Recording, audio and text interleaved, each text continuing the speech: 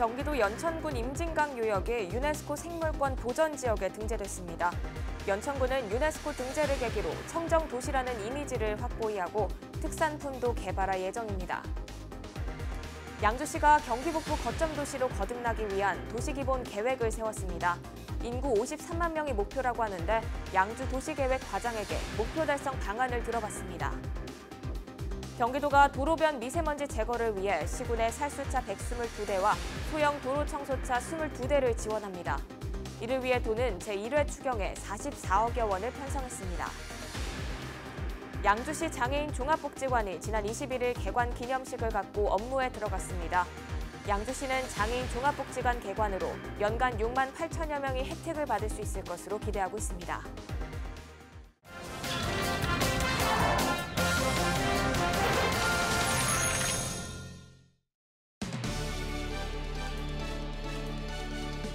시청자 여러분 안녕하십니까? 헬로티비 뉴스 나라입니다. 유네스코는 자연경관이 뛰어나고 멸종 위기종이 살고 있는 곳을 생물권 보전 지역으로 지정해서 보호하고 있는데요. 경기도 연천군 임진강 유역이 국내에서 7번째로 생물권 보전 지역에 이름을 올렸습니다. 유네스코도 인정한 생태계 보고, 그 현장을 이지훈 기자가 다녀왔습니다. 하늘에서 내려온 옥녀가 논이었다는 연천 옥녀봉입니다. 민간인 통제 구역이 한눈에 내려다보입니다. 한국 전쟁 이후 70여 년간 사람의 발길이 닿지 않았던 곳. 임진강이 유유히 흐르고 강 옆으론 수풀이 우거져 있습니다. 그 옛날 전설처럼 금방이라도 옥녀가 내려올 것만 같은 아름다운 풍경을 자랑합니다. 이쪽은 당연히 이제 신분증을 내고 이제 들어갈 수밖에 없는 그런 지역이기도 하고 군사 지역이기 때문에 그 동안에 이제 사람의 침입이 없었기 때문에 지금 이렇게 잘 보존돼 있고. 물과 숲, 그리고 사람의 손길이 닿지 않는 이 세 가지 환경에 다양한 동식물이 서식할 수 있는 최적의 공간이 됐습니다. 작은 새들을 홀려서 잡아먹는다는 새호리기. 멸종위기 야생동물 2급으로 지정된 귀한 몸입니다. 먹잇감을 찾듯 이리저리 주위를 살핍니다. 전신주에 앉은 천연기념물 붉은 배새매. 국내에선 흔히 볼 수 없는 파랑새의 모습도 카메라에 포착됩니다. 움푹 패인 고라니 발자국은 민통선이 야생동물의 보금자리라는 사실을 증명합니다. 연천군 임진강 상류 지역엔 멸종위기종 82종이 서식 중인 것으로 알려졌습니다. 유네스코가 연천 임진강 일대를 생물권 보전 지역으로 지정했습니다. 국내에선 7번째 유네스코 등재 기록인데 민통선의 생태적 가치를 대외적으로 인정받은 셈입니다. 연천군은 이번 유네스코 등재를 계기로 청정도시라는 이미지를 확고히 한다는 계획입니다. 생태 보존 지역을 브랜드로 만들어 관리하고 특산품도 개발할 예정입니다. 우리 지역의 이제 환경에 대한 가치, 자연에 대한 가치를 갖다가 더욱더 좀 증가를 시켜서 좀 이 유네스코에 등재됐던 이런 이유만으로도 저희가 그 부가가치를 갖다 높여줄 수 있는 그러한 사업으로다가 이제 전개가 될 겁니다. 이번에 등재된 생물권 보전 지역엔 연천을 비롯해 강원도 철원과 화천, 양구, 인제, 고성 등 5개 군의 민통선 지역도 포함됐습니다. 헬로티비 뉴스 이지훈입니다. 경기도는 도로변 미세먼지 제거를 위해 시군의 살수차 122대와 소형 도로 청소차 22대를 지원합니다. 이를 위해 도는 이번 제1회 추경에 살수차 임차 용역 지원 사업 예산 18억 3천만 원과 소형 도로 청소차 보급 사업 예산 26억 4천만 원을 반영했습니다. 이번 예산 편성으로 지자체들은 자체 보유하고 있는 살수차 53대 이외에도 122대를 최대 30일까지 활용할 수 있게 됐습니다. 양주시 장애인 종합복지관이 지난 21일 개관 기념식을 갖고 업무에 들어갔습니다. 양주시 장애인 종합복지관은 총 92억 원을 들여 연면적 2,900여 제곱미터, 지상 2층 규모로 건립됐습니다. 시설은 사회복지법인 휴먼복지회에서 위탁 운영하며 장애인들과 가족들을 대상으로 상담과 교육, 자립지원, 의료 재활 등의 종합적인 서비스를 제공합니다. 시는 장애인 종합복지관 개관으로 연간 6만 8천여 명이 혜택을 받을 수 있을 것으로 기대하고 있습니다. 다음 달부터 300인 이상 버스업체 주 52시간 근무가 시행되지만 버스기사 부족으로 어려움이 예상됩니다. 가장 많은 버스 업체가 있는 경기도는 발등에 불이 떨어졌는데요. 급기야 채용 박람회까지 마련해 버스기사 공개 모집에 나섰습니다. 김호 기자입니다. 지난달 경기도 버스 노조는 주 52시간 근무제 시행을 앞두고 인력 충원과 임금 보전 등을 요구하며 총 파업을 예고했습니다. 다행히 노조가 파업을 유보해 교통 대란은 피했지만 여전히 불씨는 살아있습니다. 가장 시급한 것은 버스기사 충원. 급기야 경기도는 모자란 버스기사를 채용하기 위해 공개 모집에 나섰습니다. 박람회장은 버스기사에 지원하기 위해 몰려든 사람들로 가득합니다. 채용 게시판을 꼼꼼히 살피며 근무 조건을 하나하나 따져봅니다. 경력 조건이 어떻게 되는지, 그다음에 급여 조건, 그다음에 복리후생 이런 쪽으로. 근무 일수하고 보수하고. 버스 업체들도 숙식 제공은 물론 초보자 환영까지 한 명의 기사라도 확보하기 위해 안간힘을 쏟습니다. 만약에 15시간을 해야 되는데 16시간을 했다. 그럼 그 다음 날이나 다다음 날이나 아니면 다음 주나 이럴 때는 또 길이 뚫리면 13시간, 12시간 할 수도 있단 말이에요. 이거를 3개월 평균 52시간을 맞추는 거예요. 근로관료. 이건 이제 법으로 아예 지정되는 거기 때문에 다 탄력 근로자가 이용이 될 거예요. 박람회를 통해 접수된 지원자들은 서류 전형에 이어 실전 테스트 격인 3주간의 직무 교육을 거친 뒤 최종 합격 여부가 결정됩니다. 다음 달부터 300인 이상 버스 업체는 주 52시간 근무를 시행해야 합니다. 전국적으로는 31곳, 경기도에만 21곳이 해당됩니다. 현재 근무 형태로는 주 52시간을 맞출 수 없어 1일 2교대가 필수입니다. 이를 위해서는 경기도에서만 1,500명 이상의 버스 기사가 더 필요합니다. 큰 버스를 운전할 수 있는, 대형 버스를 운전할 수 있는 분들은 제한이 되어 있습니다. 많이 없다는 얘기죠. 그렇다면 그 인원들까지 고려했을 때 과연 몇 명이 더 필요하냐. 이거는 근무 형태에 따라 다르지만은 한 1,500에서 1,700명 정도는 있어야 되지 않을까 싶습니다. 정부는 버스 업체에 9월까지 석 달간의 유예 기간을 주기로 했습니다. 하지만 필요한 기사 확보도 어려울 뿐만 아니라 충원된 기사들도 숙련도가 떨어져 9월까지 기존 노선 운영이 모두 정상화될지는 미지수입니다. 버스업계 발등에 떨어진 주 52시간 근무. 급한 불을 끄기 위해 버스업계가 안간힘을 쏟고 있습니다. 헬로티비 뉴스 김호입니다.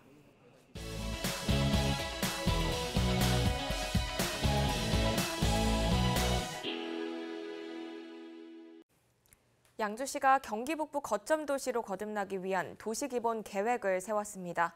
공청회를 열고 시민들의 의견도 수렴하고 있는데요. 인구 53만 명이 목표입니다. 자세한 내용 김수영 양주 도시계획 과장에게 들어보겠습니다.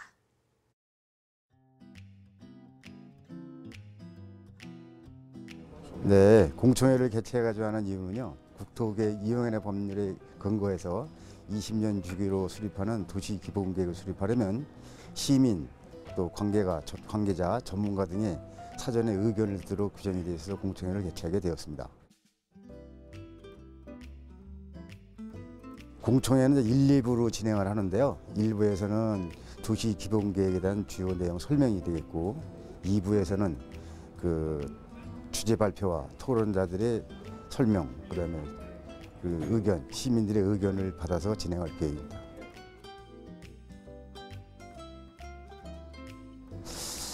중점 추진 계획은 2035 도시기본 미래상을 한반대를 열어가는 감동도시 양주로 설정을 해서 4대 목표인 도보를 잘 사는 상생도시, 그다음에 경제를 살리는 미래성장도시, 그다음에 누구나 누리는 문화복지도시, 깨끗하고 아름다운 녹색 관광도시로 이렇게 4대 목표를 추진할 계획입니다. 네, 4대 목표 중에서 이제 더불어 잘 사는 상생도시는 원도시 활성화, 지역 간 교통체계 개선 등 도시 내 균형 발전 마련을 통한 계획이 되겠고요.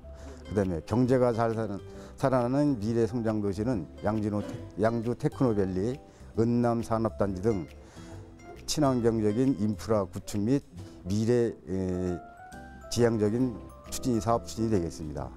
또 모두가 누리는 문화복지 도시는 미세먼지, 그다음에 아트센터, 문화예술회관, 종합운동장 확충 계획이 되겠습니다.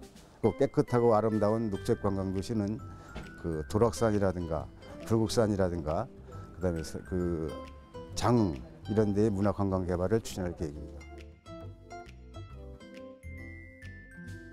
공청회 이제 의견이 나오면 그 시민들의 의견과 14일간의 시민들의 의견 청취, 그다음에 이제 관계기관 또 전문가들의 의견도 받고요. 시의 의견 청취, 도시계획위원회 자문 등을 통해서 그 도시계획이 확정되면 그 경기 북부의 거점 도시로서 거듭날 것으로 기대하고 있습니다.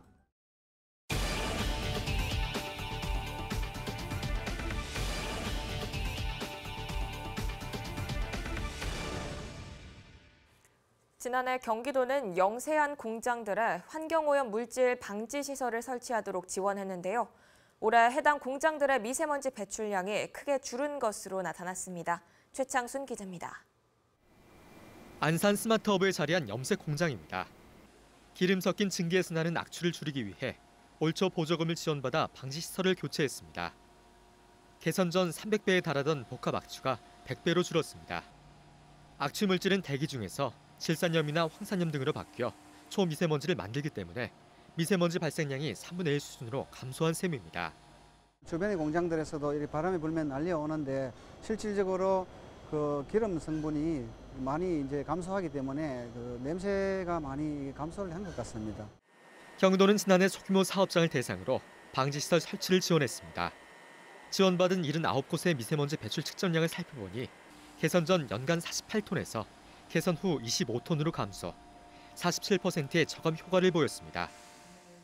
사업 성과가 입증된 만큼 도는 올해 본격적으로 사업을 확대 추진합니다. 756억 원 규모로 도내 742곳에 중소대기 배출 사업장을 지원할 예정. 자부담 비율은 10%로 줄이고 국비와 도비 시군비로 사업비의 90%까지 지원합니다. 경제적 부담 때문에 노후시설을 개선하지 못하는 영세 사업장을 위해 자부담 비율을 대폭 낮췄습니다. 경기도의 경우에는 특성을 분석해보니까 실질적으로 차량보다는 숨어있는 사업장, 특히 영세 사업장에서 많은 미세먼지가 나오고 있었고 지속적으로 추진하면 정말로 시민들이나 도민들이 가시적으로 체감할 정도의 효과가 나타날 거라고 생각을 합니다. 방지시설 교체나 개선 보조금을 받기 원하는 사업장은 관할 시군에 문의하면 됩니다. 경기추TV 최창순입니다.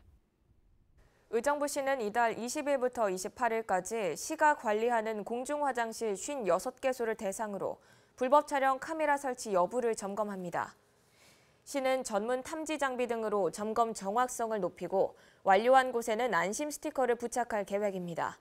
의정부시 관계자는 점검반을 상시로 운영해 불법 촬영 범죄 예방을 위해 노력하겠다고 밝혔습니다. 양주시는 인근 지역에 말라리아 감염 모기가 발견됐다며 말라리아 감염 예방 수칙 준수를 강조하고 나섰습니다. 말라리아는 모기에 물렸을 때는 초기에 권태감과 발열이 계속되고 두통이나 구역질을 동반할 수 있습니다. 말라리아 감염 예방을 위해서는 위험 지역 방문을 자제하고 불가피하게 외출 시 긴 옷 착용 등 피부 노출을 최소화해야 합니다. 양주보건소 관계자는 말라리아 의심 증상이 발생하는 경우 즉시 가까운 의료기관을 방문해 진료를 받아야 한다고 말했습니다. 양주시는 올해 제1분기 자동차세 6만 6천여 건에 66억 원을 부과 고지했습니다. 이는 지난해보다 약 5억 원 증가한 것으로 과세 대상 자동차 등록 대수가 지난해 대비 6천여 대가 늘어났습니다. 제1기분 자동차세는 과세 기준일인 6월 1일 현재 자동차 등록 원부상 소유자에게 부과하며 납부기한은 다음 달 1일까지입니다. 이어서 날씨 정보입니다. 이번 주 초반에는 한낮 기온이 30도 안팎으로 오르면서 매우 덥겠습니다. 화요일인 25일에 낮 최고 기온은 32도로 예상되며 미세먼지 농도는 보통 수준을 보이겠습니다.